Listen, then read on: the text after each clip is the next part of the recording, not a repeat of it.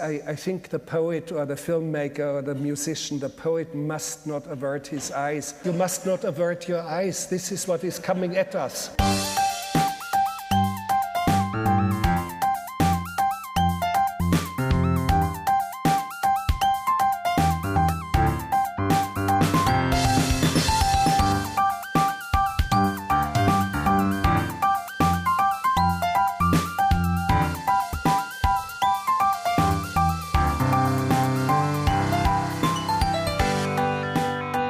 Hello and welcome to One Good Thing, the podcast that tries to find the one good NARF in the NARF that NARFs the NARF, but only in a NARF when NARF. NARF. I'm Paul NARF. NARF. And this week we shall be discussing Lady in the Water, M. Night Shyamalan's 2006 family comedy novella about nonsense. This recommendation comes from Beyond the Box Set, at Beyond the Box Set on Twitter. Harry and John pitch sequels, prequels, and spin-offs to films that don't have any. Mostly good films, though, like Interstellar, Ooh. Scott Pilgrim vs. the World, Nice. Eternal Sunshine of the Spotless Mind, 2. The Sixth Sense. Eternal Sunshine of the Spotless Minds. I'd like to see them get any joy out of an M. Night Shyamalan film, though. You know, Yeah. a proper one. Thanks, guys. Thanks. Critics weren't really fond of the movie. No. Joe Morgenstern over at the Wall Street Journal said this cloying piece of claptrap sets a high watermark for pomposity, condescension, false profundity, and true turgidity. He fucked me up on the end of the last review, didn't he? He did. He's a right trickster. He is. He's a tease. He's very fond of his long lists separated by commas, and the last word will always be utterly unpronounceable to all and sundry. Yes. That's Joe Morgenstern. He owns that part of his name. Joe. Meanwhile, Kevin Crust over at the Los Angeles Times. Good names this week. Yeah, good names. He says there is something bizarrely compelling about the movie. It's slower than watching a train wreck, but invokes that same feeling of disbelief. It's the cloying nature of it. The movie does have its followers, though. Netizen Kane... Oh, I get it. From the YouTubes, said, this movie was absolutely brilliant. People are so conditioned at this point as to what a movie should look and sound like that if it doesn't follow the Hollywood algorithm, they think it's bad. People need to watch this film with a child's wonder. Oh, I see. It was the Hollywood algorithm that's been ruining this film. Yeah, that's what got me. It's like, hang on a minute, where's Tom Cruise? So, Paul, why do you hate new ideas? They're just too visionary, I think, is the problem. That's the thing. You know what I mean? It's too much like Jesus Christ. That sounds... I don't know what that sounds like, but Paul, what happens in The Lady of the Water? Do we even need to say at this stage that there is a voiceover introduction? Of course, but this one's different because it has beautiful animation. Oh, do you remember in Wonder Woman? Yeah. When there was that really beautiful sort of tableau that was playing out. There was another one in Hellboy 2, I think. Which was and also, stunning. I think more crucially, in Watership Down. The Watership Down. The Watership There was Down. a very beautiful sort of... I mean, the whole film was... It was a very long introduction that lasted almost the entire movie until at the end Tom Cruise shows up. But there was an opening sort of pictographic which sums up the mythology of the piece. Okay. I think maybe he was going for that. So we get chalk lines. Yes, okay. This one is Bad. Mankind used to live in the water, but it's his desire for materialistic things drove him inland, and he got cut off from the source of inspiration, yes. which lived in the water. Oh, how beguiling. Let's continue. Yes. We come to Paul Giamatti, who has a cartoon fucking stammer in this film. Yes, he does. A full body sort of leaning into it. Just like a real person has. Might, yeah. Yeah. It's already problematic. It really is. It starts with him doing. He's an attendant in a block of flats. A superintendent, one Philly. might say. Wow. Yeah. He's the real hero. Flush. Yeah. He's doing various things like killing a bug or a pest of some sort for a family of hysteric Spaniards. Very small fox. Yes. His reflection in a mirror in a pool of water. I'll get it. Doing those kinds of things. There's a critic played by Bob Balaban. Yes. He's a movie and TV critic. Yeah. And he's come to live in this little hotel, The Cove, Yes. which Paul Giamatti superintends. He superintends it. And he shows him around and says, hey, here's this guy. He's got one arm much stronger than the other. That's dumb. Okay. Then there's this chick. She takes really good care of animals, and she wrote a book once, and she's got a cat and a butterfly. Dumb. I don't know. Here's an Asian chick who we're not going to introduce through her face. Yeah. Let's not see her face. Let's just see her ass. Yeah. Here's that Hispanic family from earlier. Remember them? Here's a guy who might say something important later on. He's a bit quiet. Yeah. That's your cast of characters, Bob Balaban. How are you feeling? Can I not be disturbed ever? Yeah, that's fine. That's a popular option around here. Bob Balaban channeling the frustration of the audience quite early on. Yeah. But stay tuned, guys, because it gets flipped. Oh no, not flipped! Oh. I had an expectation, and I didn't come here to expect it to be subverted. To be flipped like a shitty pancake. Yeah. I want that pancake cooked on one side, raw on the other, like all my ideas. Well, hold on to your Bob Balabans, because it's going to get interesting. Paul Giamatti hears a splash from outside in the pool, and he goes out and investigates, only to find there's a Bryce Dallas Howard out there, all naked and such, and tries to rouse her, at which point she wakes up. Rouse. That's not what I said? No, it was. I just had to double check, because it came in the middle of a long string of words there. He tries to rouse her, and incidentally arouses her because he's Paul Giamatti. Yeah, he gives her a poke. She wakes up. Stop it. And she says that he doesn't. She starts with the process of indoctrinating this poor innocent Paul Giamatti. Yes, and it's very wonderful, and we're filled with the magic and mysticism of another world. We are. She murmurs some things, and then they go outside. Yes. So, but whilst outside, they get chased by a dolly zoom. They sure do, and it's electrifying. And then we cut to the next morning. Oh, fuck, how does this work next? I think at some point the next day he's talking to the chick. If we're never sure, I think it's just Bryce Dallas Howard explains furthering the plot. Yeah. Yes, or that she's not the only one around here who can forward a plot. Yes. Because after explaining that she's here to meet someone and mentioning the word NARF, he randomly asks the only Korean person around. Yeah. He asks the Korean young lady, wondering if she knows what a NARF is. And she says, yes, it's an old Korean fairy tale. A Korean bedtime story. That's it, a bedtime story. Yeah. A Korean bedtime story. Oh, it's really interesting, says Paul Giamatti. I'd love to find out more about that. Well, I am a young, attractive woman with places to be, but no, please come back to my flat so that I can translate this story out of Korean that my mother knows for the next couple of weeks of my life. In some cases, literally phoning it in. Yeah. 1,000 NARFs is about a rare NARF who comes once in a generation of a NARFs who is called the Madam NARF. A scrunt will do anything to kill a Madam NARF, even forget his fears of the Tatutic.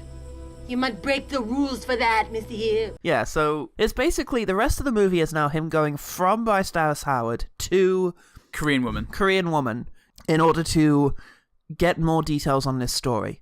And what he's learnt now is that she is here to meet a writer of some sorts. And so he now has to go around all the residents again, most of whom we've already met, and ask them if they've written anything recently. A bunch of smokers, a bunch of pretentious hipster types. Yep. One of whom is Jared Harris. Yep, but let's not focus on that. With all his eyebrows. No, we've got another scene to be on. No, yeah. None of them have written anything. Neither has the healer chick, who with the butterfly and the cat. Yeah. Nor has Bob Balaban, because he's a hack. He's a hack. He hasn't written anything in ages. And no critics ever come up with anything worth reading. No, not ever. No. And so ultimately, and then what happens is that he's passing someone in the laundry, and I mean a heroic young man. An Adonis-like figure? Yeah, an Adonis-like figure with long... Sorry, did you see the sunlight just came in the window?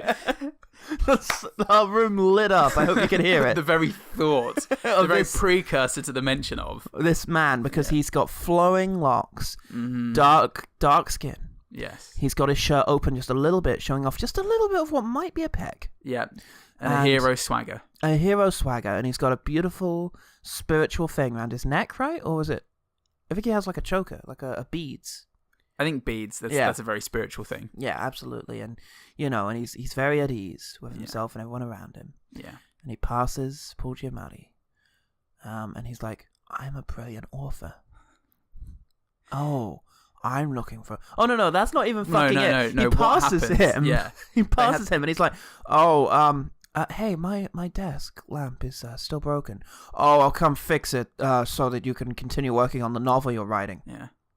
Wait a minute. What he actually says was, "How's the writing going?" Or "Have you written anything lately?" Yeah. And then he does a fucking like double take. Yeah, a double take on himself. He has Paul Giamatti has no inner monologue in this film. He can't reason or understand anything unless he says it out loud with his mouth, and then the word means start to come in thick and fast.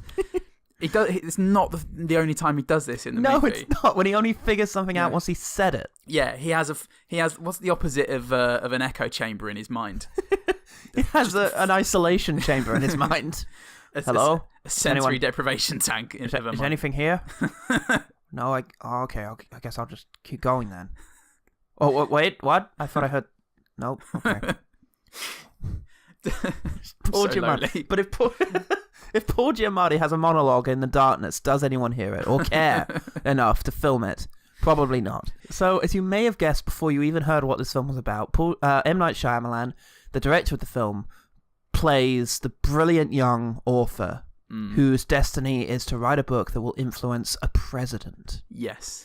Paul Giamatti sets up a meeting between this visionary young writer and the water chick. I don't think we got into this. The water chick is a NARF.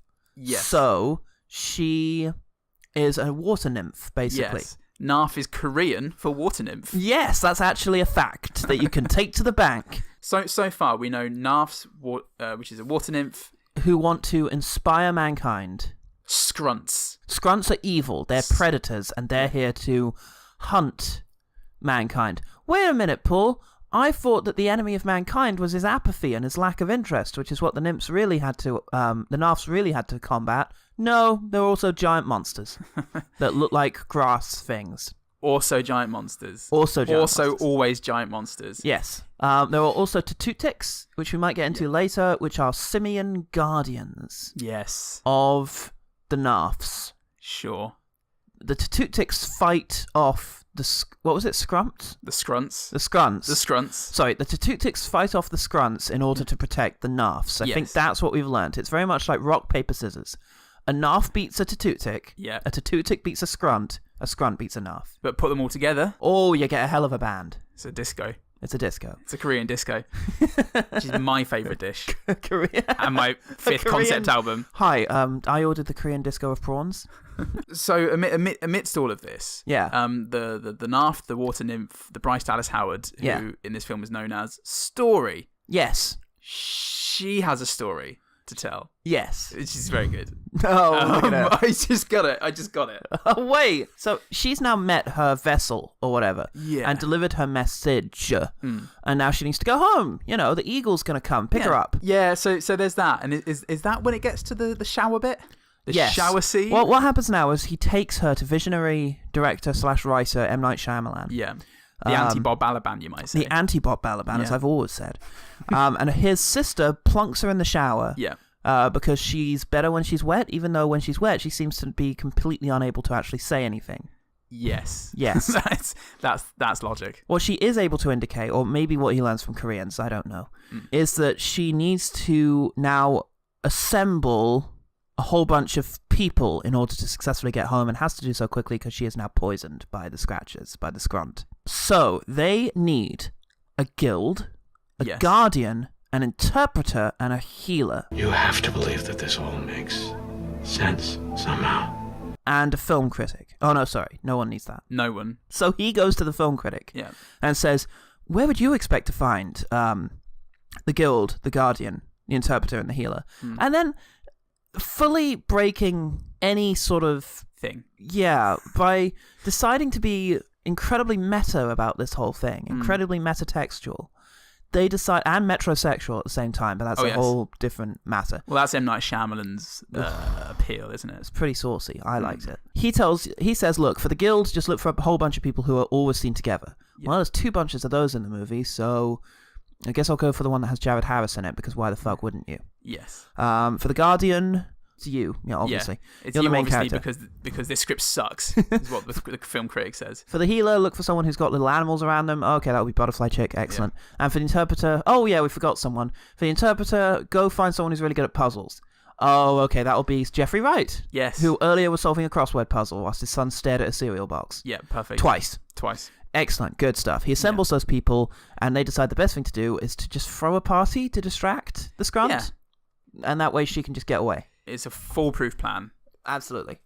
Which they nevertheless completely fail to They completely fuck it up because they somehow don't start the music. They can't get a message to the band who are standing 5 meters away. Yeah, to start the music to distract the scrunt. Consequently, the plan fails, the scrunt attacks. Yeah. Everyone runs away. Bryce Dallas Howard goes blonde. Bryce Dallas Howard and Jared Harris get into the teleporter. and her hair goes blonde. Yes, out of sheer wonderment. Joy. Yeah. The eyebrow had to annex her hair. In order to survive. Oh Christ, Jared Harris is spreading. He lives on.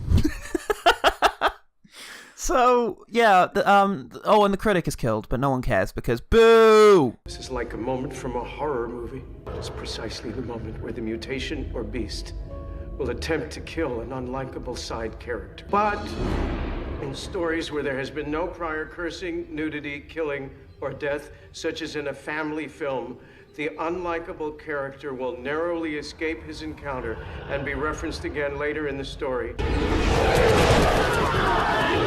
They're forced to address the fact their plan was wrong. Well, you know what they did wrong? Is they listened to a film critic. And a film critic, he can't understand the genius that is M. Night Shyamalan and his universe. Consequently, his suggestions were too orthodox. They were too following a traditional film plot, and that's not what Shyamalan's going for here. No, it was actually the other bunch of people who are all together, the one that you knew less about and that didn't have Jared Harris. And he weren't set up at all. The Guardian wasn't Paul Giamatti. It was the guy with a massive left arm from earlier. Yeah. And Paul Giamatti's actually a healer, not the chick with the cat. Yeah. And also... Wait, Paul, that's the biggest twist of the film. No! It's ruined it 2/3 of the way through. Oh, You're a God. monster. And also, it turns out the interpreter is not the guy who's really good at crosswords. It's his son. Yes, who can divine the future from cereal boxes. I mean, it surprised me on every front. That is twist after twist after twist. It was Genius. It was very satisfying and not at all frustrating. And I'm glad Bob Balaban is dead. This is where my notes stopped. I think I stopped paying attention. So well, it all seems to happen nicely come the end. She flies away in a big eagle. Everyone's kind of happy. Paul Giamatti's come to terms with the loss of his family. Yep. Bob Balaban is dead. Yep. Thank God. Good riddance. M. Night Shyamalan is going to write his book, even though he's figured out through contrivances that at some point he's going to get murdered. Somewhere between his sister's second and third child. Yes. He's going to sacrifice himself for all of you. Especially you, John. Lucky boy. And that is the end. The end. Of that film. I found it so fucking difficult to follow that plot this week because I was oh God, I can't even think of an adverb. I'm bored. How about good old-fashioned boring? It was just boring. It was just so fucking boring. The characters don't exist. There is no characters. There's a little bit of Paul Giamatti-ness. Yeah. Everyone else talks. I mean, they talk as if they were in an M. Night Shyamalan movie. Yes. Just complete monotone. No inflections or enthusiasm for anything. Which works for Paul Giamatti because that's his thing. That's his whole business. Yeah. Jared Harris, if you don't have him come in, raise an eyebrow, and just dismiss everyone in the room as being worthless, then you're not using Jared Harris correctly. No, you did Jared Harris wrong, M. Night. Bryce Dallas Howard is a fucking flatline so much. Oh my God. She looks boring, is the thing. They haven't, the dull hair, no makeup. Not that women need to wear makeup, but no makeup. She had makeup to make her look completely pallid. Wham. Yeah. Yeah. Well, and she came in and she was laconic, but not in like a like a Lilu way. Yeah. With who'd come from another world and had customs and traditions of a whole other civilization. And was so full of fucking wonder at everything around her. No, she was a blank slate. She was the tofu. She was like the uncooked tofu of this world. I know of your future, Cleveland. Do you want to hear it? It is only what I have been told by others. They tell us the world will line up and reveal we are on the right path. That the universe will give us signs. You need to inspire a guy to write a book so that he can inspire a president in spite of the fact that the book will kill him. There's a story for you. Yeah. You've got to give up your life for the world. Okay, there are 2 scenes for that. There's a scene where he's told this, and there's a scene where he figured out he's going to die. And that's it. There's no other internal struggle. Shyamalan, I think, wanted to break sort of a lot of rules. Yeah. You shouldn't break all of the rules, because some of them are about audience engagement. Do you know what? I'm going to make a movie that breaks all the rules, Paul. Yeah. All the rules of narrative storytelling. I'm going to be such a rule breaker. It's a brick wall. And every so often you can hear Yoko Ono in the background screaming the word fuck. Never been done before. Never been done before. I'm breaking all the rules. Or watched by anyone. It sets everything up with Bob Balaban like sneering his way through explaining the plot. Like, oh, you just want to pay attention to those jack-offs talking about some tawdry bullshit. Who are clearly going to be important later in the film. Because convention is such, it's for jackasses. So let's take that example, though. Yeah. Okay, so the people who shut up early talking about a name bullshit will obviously be important later in the film. Yeah. Okay, fine, I can accept that. Yeah. Oh, they're not? Yeah. Okay, well, then what was the point of them? Yeah. Things like this have conventions. Conventions weren't created as conventions. There wasn't like a film guild sitting around at the very beginning of all cinema going, okay, guys, we've got to come up with some conventions, otherwise we can't make a film. Let's write some fucking conventions. And nobody must break these rules. Yeah. No. It's like, what are you saying in breaking the rules? That's the important thing. You can't just do it for the sake of it. Yeah. If you want to break that rule, okay, sometimes I want to break the rule of Chekhov's gun. That's what you're saying here. I want to have things that don't set up things, and then fine. Why? Because if you do that, things are just going to happen. Yeah. What am I meant to be getting out of this? It was a mic drop from M. Night Shyamalan, only he was doing the ironing at the time. Yeah. And he dropped it on his foot. It was just didn't achieve anything. Look at Adaptation.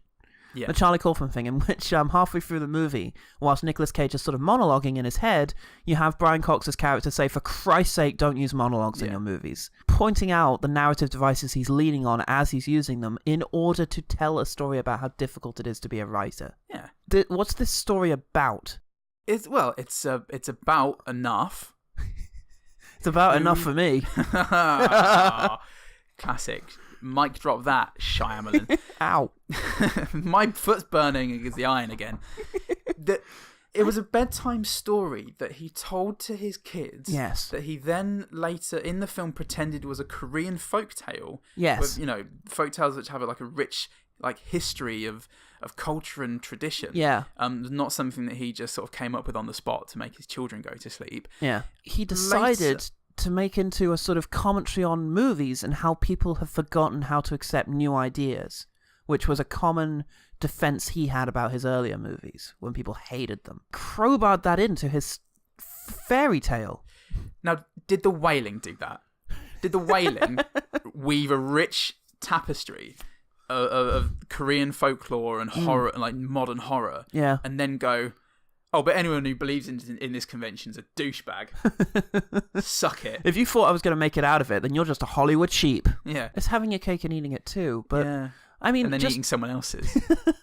But just don't talk about it. Do it. The Wailing does break a lot of conventions. There's a lot of points where, the mystical figure shows up. Yeah. Oh, he's going to help us out, and he doesn't help them out at all. In fact, he makes it worse. It's like they didn't then have a character saying, what needs to happen now is that a mystical figure will come in order to remedy the problem, which will inevitably lead on to further complications and possibly even a double cross. Yeah. This kind of arsey self-awareness needs to be in favour of something. It's not Paprika. It's not like, okay, fuck traditional narratives, we're just going out here now. Yeah. It's just a series of people telling each other things in rooms with no seeming emotional weight to it. Yeah. And there's no sense of wonder to the fairy tale they're telling, or to the idea of, wow, maybe there's a fairy tale land with scrunts and NARFs. Yeah. It's just, there's no excitement. Yeah. Everything is in this dreary apartment building. Yeah. We don't even see, like, the biggest joke of it is we don't even see the most interesting parts of the film when Bryce Dallas Howard is introduced. Just see Paul Giamatti's face for the most part of it. In later scenes when he's coming in and she's doing something interesting or kooky, we either see his face or we see her legs. Yeah. The camera is positioned behind her calf muscles. Yes. And that's all we can see. Yes, we don't get any emotional reactions, and it almost feels deliberately like Shyamalan is saying, you expect me to cut to her face now? Well, I'm not going to do it. Yeah. And it's like, fine, why? Yeah. What does that do? It's very difficult to sort of... First of all, everyone's giving a monotone performance. Yeah. So the scene where everybody's sort of just staring at her in the shower, Jared Harris's eyebrows remain fixed, just locked and loaded, ready to do an expression, but none are forthcoming. Everyone just stares at her as if she was a jellyfish. Something you just touched upon there that I want to come back to, and this is another part of the quote I read earlier from Netizen Kane. People think the words NARF and scrunt are dumb. The same people that swallowed 3 2-hour movies about orcs, hobbits, dwarves, elves, giant spiders, and an ancient evil eye, where Elvish is spoken frequently? So, what is the difference? Why did we swallow... They weren't 2-hour fucking movies by any stretch of the imagination. Why did we swallow approximately 12 hours of Tolkien? And God knows how many more hours of Game of Thrones. This is a holiday for us. Put away your money. Do this one for free. Because J.R. Tolkien didn't just fucking come up with it in a night. No. If you read the Silmarillion, it reads like the Bible. It's the creation of this world and the formation into the Middle Earth that we know come the time of The Hobbit and Lord of the Rings. Elvish is based on various Celtic languages. Yeah. They're like traditions are based on real or like legendary stories, and he mentions things like orc, which of course comes from orcus, meaning an old it's an old Saxon word for enemy. Of course. And there's various things, and Rowling did the same, using Old English words like Dumbledore, which I forget what Dumbledore means now, but there's a onomatopoeic quality to it. The word Dumbledore, you've got words that sound like mumble.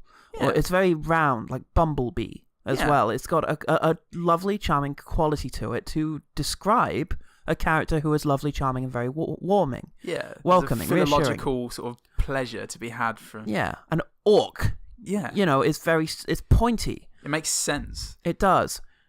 Narf, as the name for your graceful, elf-like... characters. Scrunt. Scrunt at least has the quality of sounding like an evil thing. It doesn't sound intimidating. It sounds like an annoyance. Like, oh, we've got scrunts again. It sounds like a big, like, fluffy nuisance in a children's book. If you want to go for something that people could be invested in, you do have to do some of the legwork and at least make it sound authentic. You can't have a Korean, like, story about narfs and scrunts and cootie-coos or whatever they were called. Tutix. Whatever. Don't care. There is such a difference between orcs, elves, Tom Bombadil, Silmarillion. Yeah, Tom Bombadil. I mean, these were written by linguists, is the thing. They have an ear for that kind of sound. You have to do the work here, and part of that is just make us care about the characters. Make us see the world and explore the world through them. And then, we can get into it that way, and then it won't matter so much if we think the words are dumb. Because we'll be like, oh God, here come the scrunts. No. Yeah, and then further to that, restricting it to just one apartment block that was bafflingly built from scratch. For the film. Yeah. But was set 43 minutes away from M. Night Shyamalan's house, so we didn't have to actually go anywhere and do anything else. All right. Well, with that, let's get into the real meat of this film. M. Night Shyamalan's ego. Now, he originally was due to make this movie with Touchstone Pictures, which was the production company owned by Disney who had made all of his previous movies, released all of his previous movies. He sent Nina Jacobson, his producer, I believe, the script, to her house, and she was meant to be in the house at a certain time so that she could receive this script from the courier. She instead decided to take her son to a birthday party, unreasonable twat, Like a wanker would. Like a wanker would, and consequently the courier had to wait for her to get home to give the script over. And so he left. He left Touchstone and took it instead to Warner Brothers, did he? Yes, he took it to Warner Brothers. Yeah. Even after reading it, Nina Jacobson...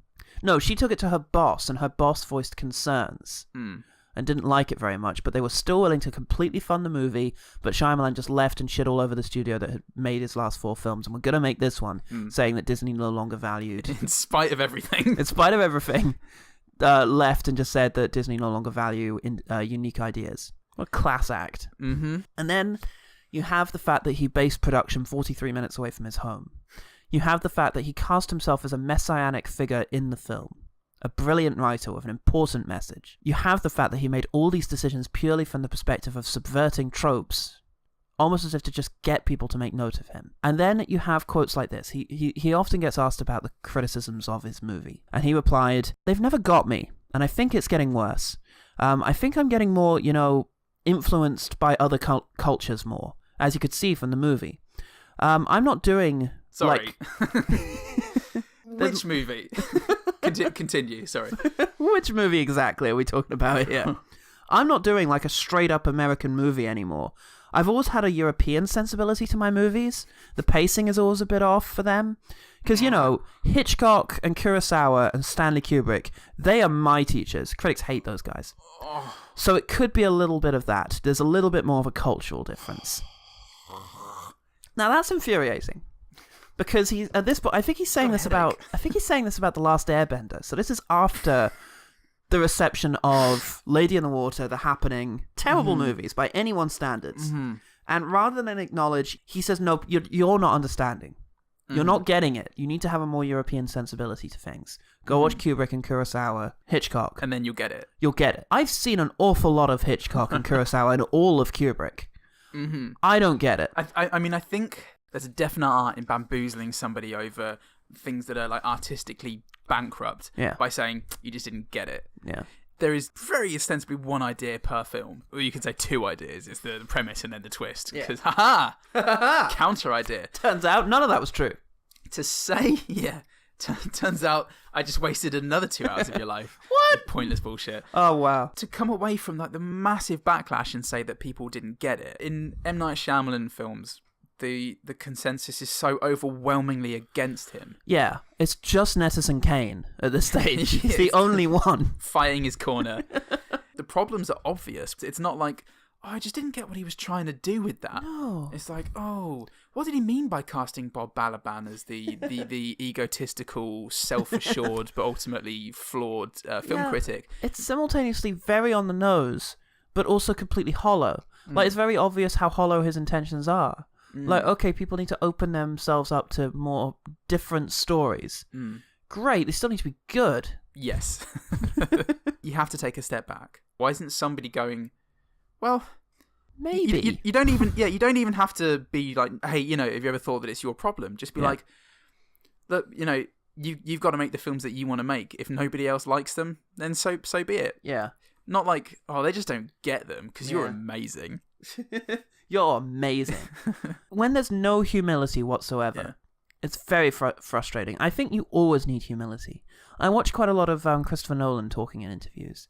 And although he has to, he'll often sort of explain the things that he's done and sort of talk about his attempts and his efforts, he's so self-deprecating. And that's very fulfilling. It's rewarding to see that. And I think, Bela Tarr, the great Russian filmmaker who directs these very lofty, difficult-to-watch movies like The Turin Horse or The Werkmeister Harmonies.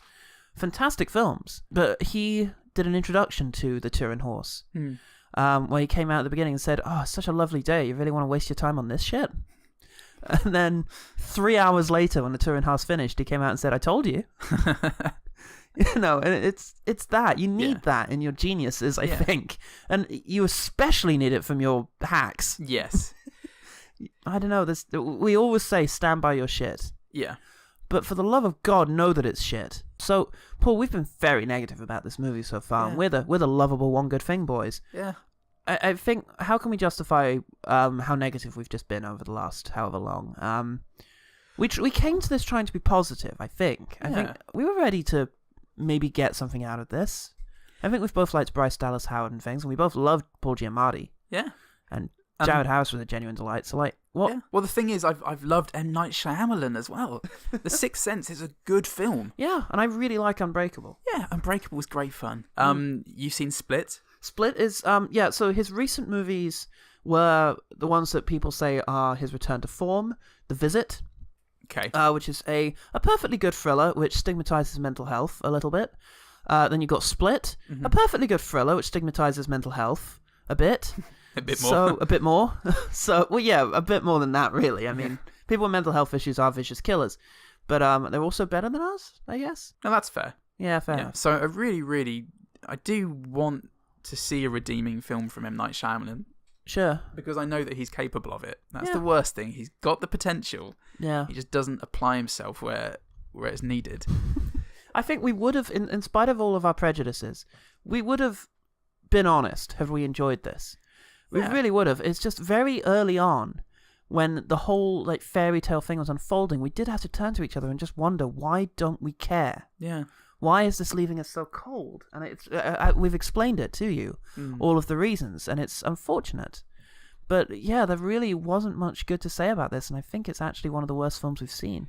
Absolutely, and I think that we've demonstrated how we're able to admit when we like a film. We've done it a couple of times. Yeah. This far more than what was the most recent sort of worst film of all time we've watched? Oh, Gigli. I mean, this is way more deserving of one of the worst films of all time than Gigli. Mm. You know, Gigli had moments. It had a spirit and an energy to it. Yeah. You know, this... It was just so vacuous. Very. You can't even begin to like feed back on it. You just think, how can I tell this person just to scrap it and start again? Yeah. I think I even preferred Paul Blart, Wow. Blart, to this. Maybe. There was such a dearth of redeeming features to this movie There were. that it took up a quarter of a page. Yeah. Well, let's get to that quarter of a page to do one of our shortest ever quickfire rounds of good things. Pew pew pew. Pew pew. The soundtrack at the very beginning, the narration. I made a note immediately that it was very good. Yeah. For the rest of the film, I mean, yeah. But for the narration, yes. Yeah. So very near the beginning, we are introduced to Paul Giamatti by him exterminating an animal. Mm-hmm. We don't see the animal. We just see Paul Giamatti and the family in the background. And they are very nervous. He's very nervous, clearly. And he starts taking out the animal, sort of whacking it with something. Sorry this is taking so long! And that made me laugh. The image of Reggie, the guy with one arm bigger than the other, who because of science was working out just the one arm, to see what the difference could be.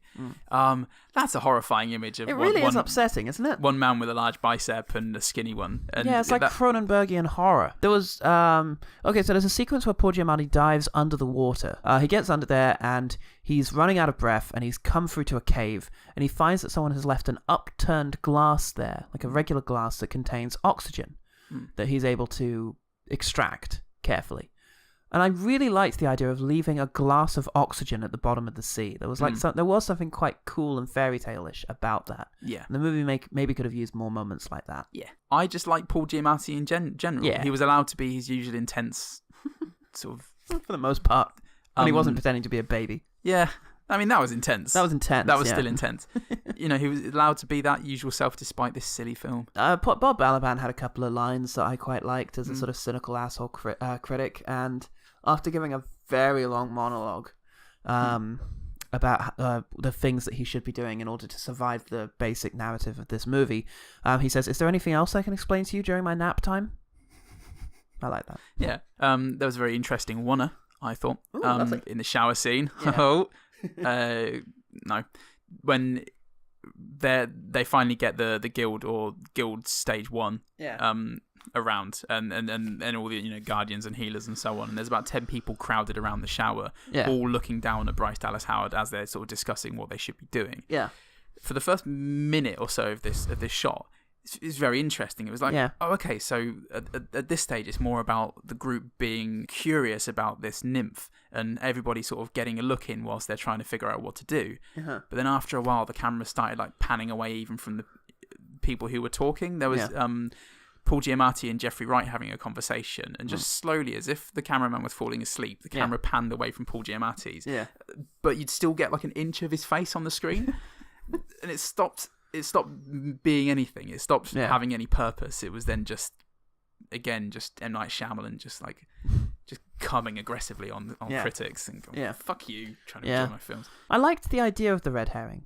The idea that, oh, okay, it's been very obviously set up, because before they were even saying it, I was making fun of how Paul Giamatti can't put this together. Yeah. It's like, we need someone who's good at writing and puzzles. And it's like, maybe the guy you saw doing a crossword earlier, like literally 2 scenes ago. And I like the idea that actually those were red herrings. But the problem just is that, the people who they were actually doing it, it's like in a movie where you're setting up one guy to be the killer throughout the whole thing, and then it turns out he's not, and it's actually some other guy. Yeah.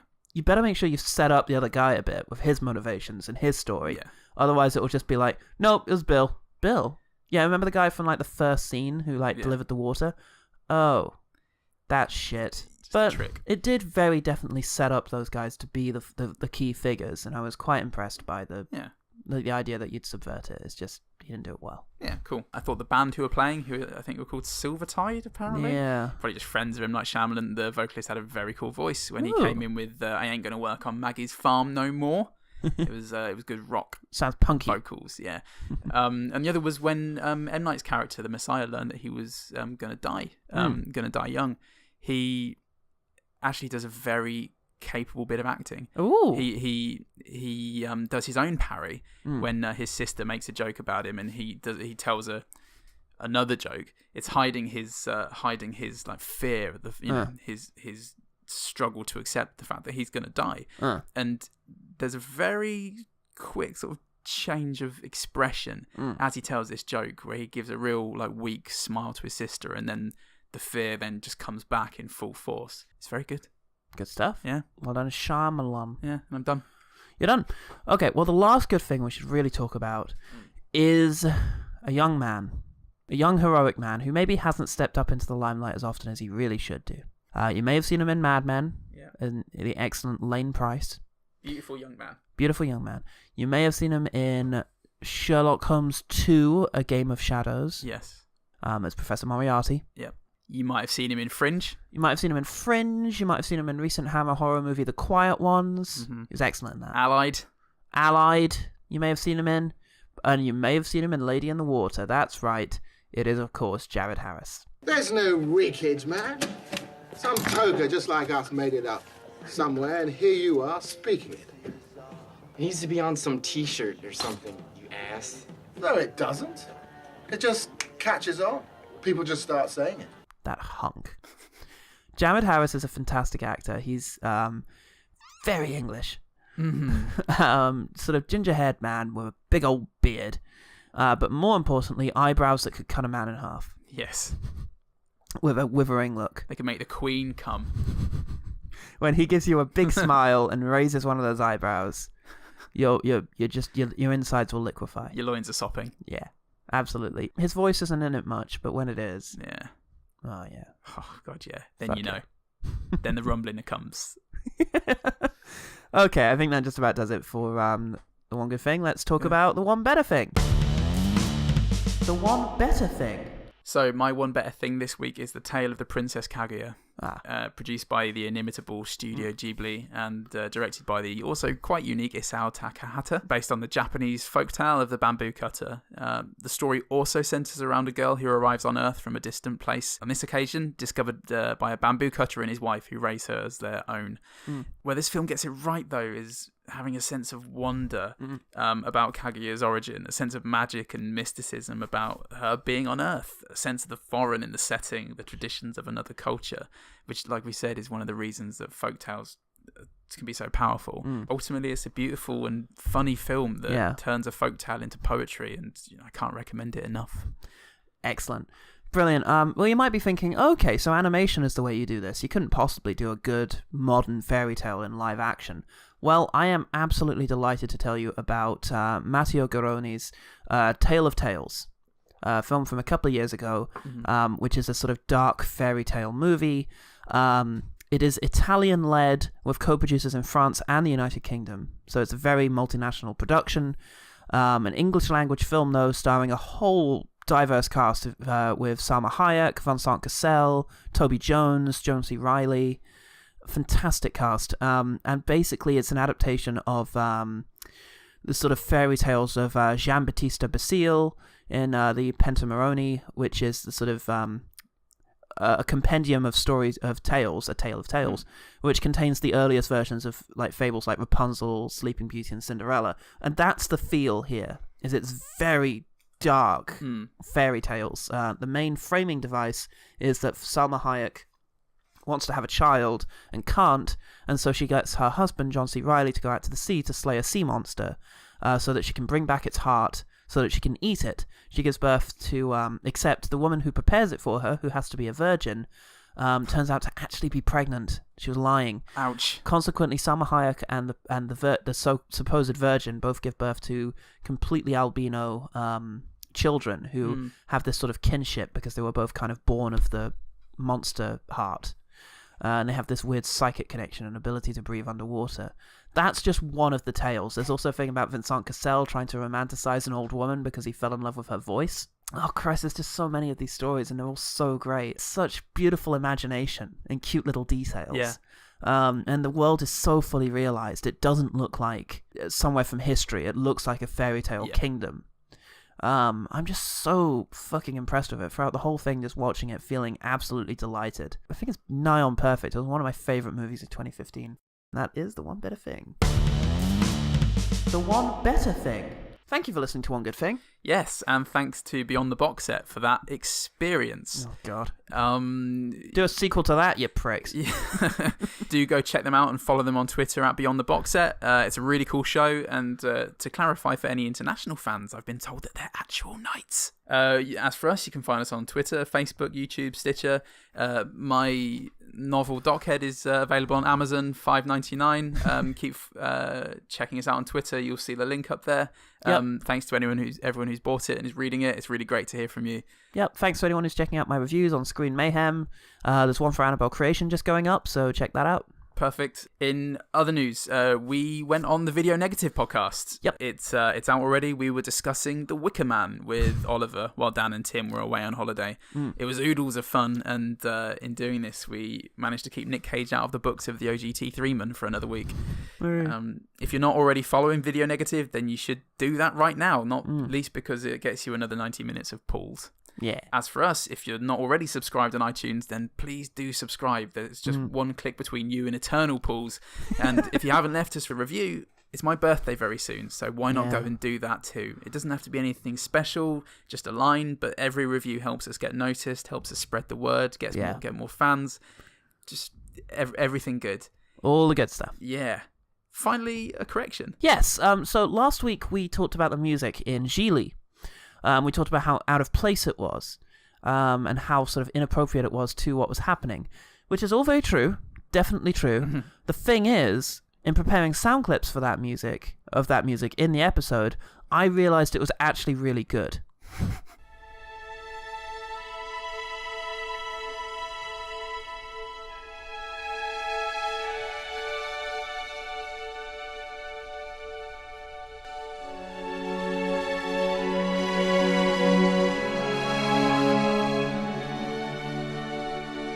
The music is by John Powell, who does a lot of these. He did he did a lot of animated movies like Ants and Chicken Run and Shrek even, and How to Train Your Dragon, which has a fucking excellent soundtrack. I love that soundtrack. So he wrote great music, and it's been stuck in my head ever since the review. And I feel like I should have mentioned it as a good thing, because it's really quite haunting. And check out John Powell's score to Gigli. Surprisingly, that's the weirdest recommendation I've ever had to make to a group of people, but seriously, it's actually very good. Yeah, worth saying, and if we can think of anything more charitable to say about Lady in the Water, we'll update you next week. Actually. We'll swing it around. We'll swing it around yet. It's just going to take longer than we anticipated, but by the time we get to episode 50, we'll fucking love it, and we'll have you loving it too. Perfect. I'm Paul Salt. I'm Paul Goodman. And remember, the one good thing about Lady in the Water is that eyebrow that you can just spit on.